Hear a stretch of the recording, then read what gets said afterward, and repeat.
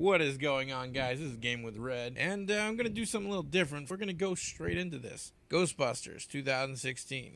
I wasn't going to see it. My kids wanted to see it. I had a free ticket, and I said, what's the worst can happen?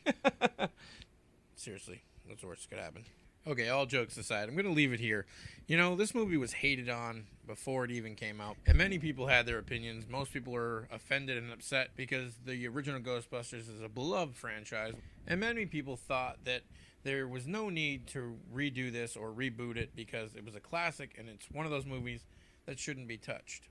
Me, I think it could have been great, as we didn't get a third movie, and you can see from the gameplay behind me, Ghostbusters from 2009, that this was technically supposed to be the third movie that Dan Aykroyd and Harold Ramis wrote, and it was perfect. The game was amazing, the story was great, it would have been a blockbuster movie, and I think they would have done great, but they never could pull the trigger on making a third movie. And the problem is here, we all wanted a Ghostbusters sequel, because, you know, let's be honest, the second one wasn't the greatest.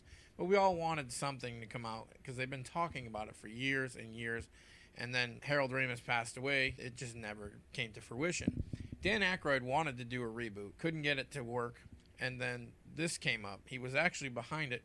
He had a lot of issues with Bill Murray signing on. Bill Murray didn't want to do it, and it caused a lot of issues between the two of them, but let's get back on point here. So, in case you didn't know, there was a lot of backlash with this movie from the beginning, because at first everybody said, oh, new Ghostbusters. Then they said, oh, it's going to be an all-female Ghostbusters. People were like, oh, that could be cool. And then they announced who was in it. Melissa McCarthy, Leslie Jones, Kate McKinnon, Kristen Wiig, and it was going to be done by Paul Feig, who has done work with these girls before in Bridesmaid, The Heat. He's done a couple movies with Kristen Wiig and stuff. So he's no stranger to this. And the internet went ablaze over this because, oh my God, it's a Saturday Night Live skit. Paul Feig has no idea what he's doing. And then the infamous, most hated movie trailer in the world came out, Ghostbusters 2016. And the trailer came out, everybody went nuts. They saw this train wreck of visuals that looked like they came out of Scooby-Doo from 2002. They saw some bad comedy, bad jokes. It was cut horribly, and everybody freaked out. Paul Feig went on the internet, and he's like, you know what, nerds are some of the biggest assholes I've ever met. And, you know, there was a big Twitter war over it.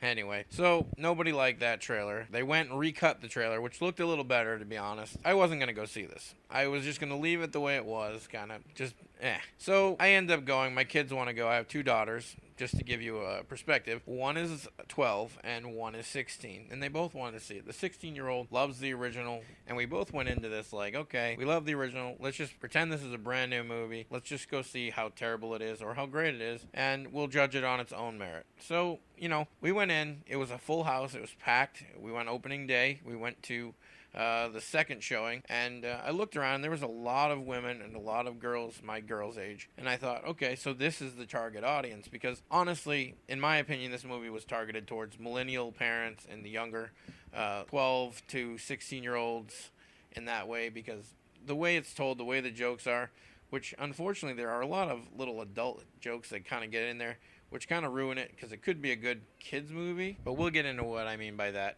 after. So okay, so here we go. So this is how the story starts off and where it goes. And I'll go with the positives first. They started off in a really funny manner, I thought, because they had the guy, I forgot his name. He's from Silicon Valley, but he's really funny. They had a good opening, and it was strong. And I said, okay, this movie might not be that bad. You know, they do a little bit, it's shot really well. And then the theme comes in, and they kept the original theme for the most part. And so the story unfolds almost identical to the original first movie, and there's a lot from the second movie. And we meet the characters, and Kristen Wiig's character is a brilliant scientist. She's teaching in a university, trying to get tenure.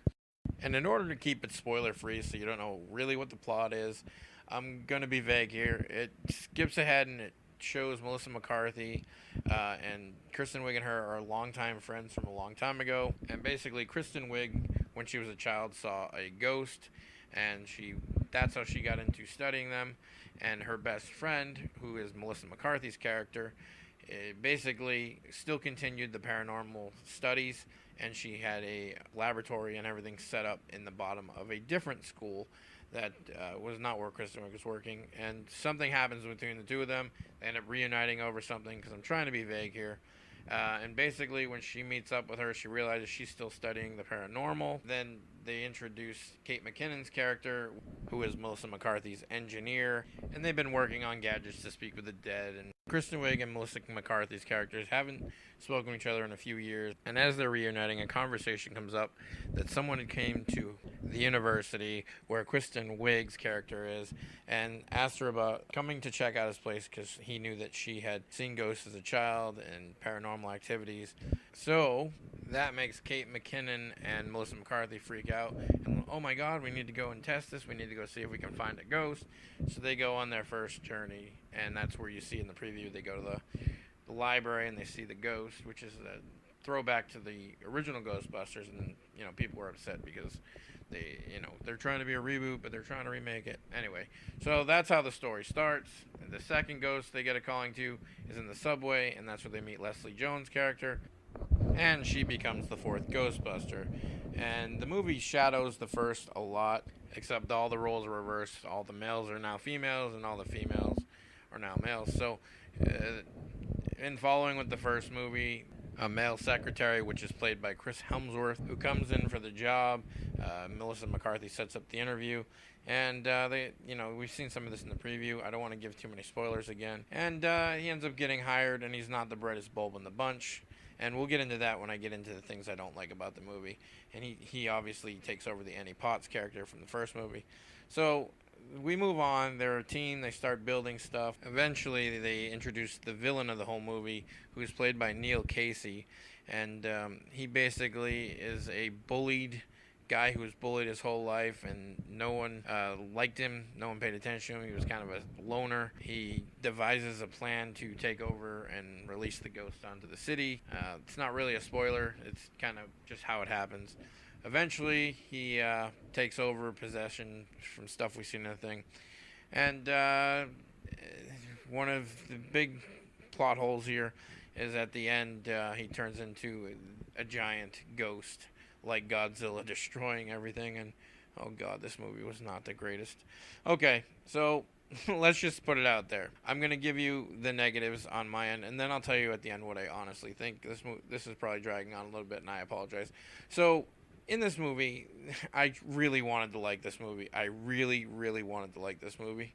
As I like Paul Feig's other movies, I like Melissa, I like everybody that acted in this movie. There's a huge problem, though, because this movie hates men. Seriously, it hates men. Every man in this movie is either an imbecile or incompetent or just straight up asshole. And it really disturbs me, because the first guy we really meet is a food delivery guy, and he's incompetent, and she bashes on him, and it's a running gag through the movie. And then Chris Hemsworth character, who could be awesome, is the dumbest character I've ever seen.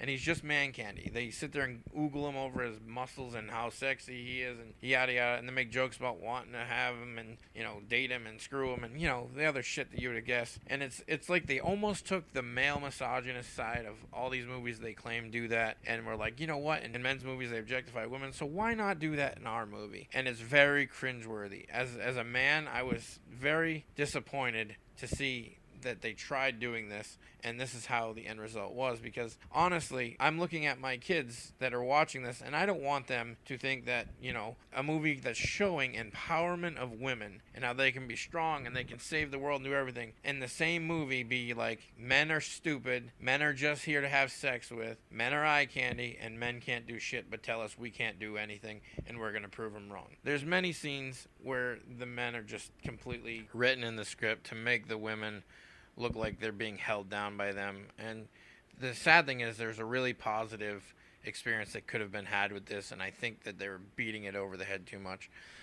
That's my first thing that I found with this. The second thing is the comedy writing that they went for wasn't like a solid comedy like in the original. That was very, it was a comedy that it stood on its own merit.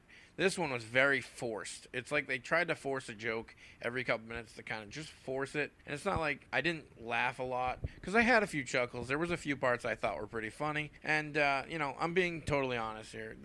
The whole theater was cracking up. I noticed a lot of the women laughed a little more than the men. And I think this movie is one of those movies that either you're going to like it or you're going to hate it. And, not judging it on the man hating, and it felt like this was written like the feminist guide to how to make a movie is women are the best, men are suck. That's it. The end. And it really offended me in that way.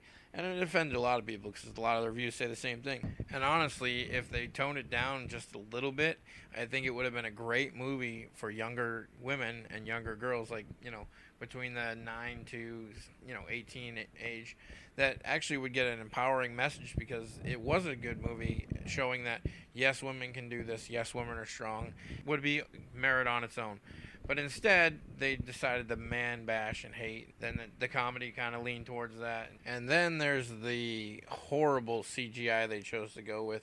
There are some scenes in there where it just looked like women fighting in front of a green screen, which is what it was. And it was very unimpressive with what they did. The color scheme being all Scooby-Doo looking. Overall, I think those are really my negatives. Like I said, the writing was not that great. The actresses were great. The actors were great. So let's get to my final verdict here. The good is, I think it was an empowering movie for women in a way. I think the positive is the girls can dress up as Ghostbusters for Halloween and have something positive from this. I think that they can gain a lot of bad knowledge by the man-hating and man-bashing. So overall, I would say this movie, if you're looking for something to do and you want to just let your brain go, it's worth watching. Go to a matinee, go to it on cheap, wait for it on DVD. If you have younger girls, younger kids, and you just want to go have a good time, I'm sure you can have a good time with it too.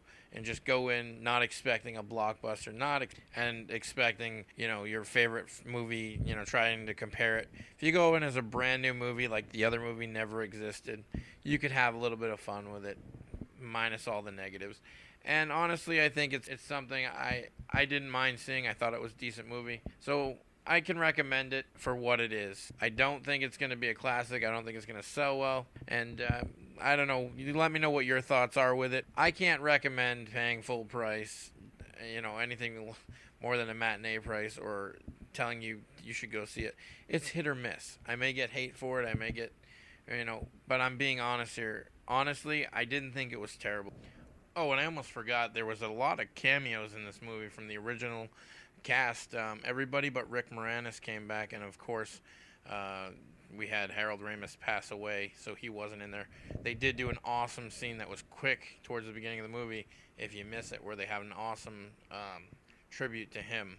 And I don't want to spoil it. Just keep your eyes out towards the middle of the movie in the college scene. Anyways, moving on. Dan Aykroyd had a cameo, and it was short. He was a cab driver. It was pretty funny. Then we saw Bill Murray, who had the longest part, played a character from the original movie, and almost copied his lines verbatim. He actually used quite a few of the original lines from the movie. It was very funny what they did to him in that scene. The character, I forget her name, she played Annie Potts. She did a funny little part in there. And at the very end of the movie, we saw Ernie Hudson come back, and I don't want to give away who he is or what he does, but he was there. And then if you stay for the credits start rolling in about 30 seconds to a minute in. Then they have like a behind-the-scenes kind of a thing, and that's where Sigourney Weaver made an appearance, and it was pretty funny. Again, man-bashing. But besides the overall theme, I think it's worth seeing, on a budget matinee or wait till it comes to DVD. It wasn't terrible. Shut your brain off. I think you'd enjoy it. If you like those kind of silly movies. If you have younger kids, there is a lot of sexual innuendos and some stuff. My kids, 12 and 16, it was okay for them.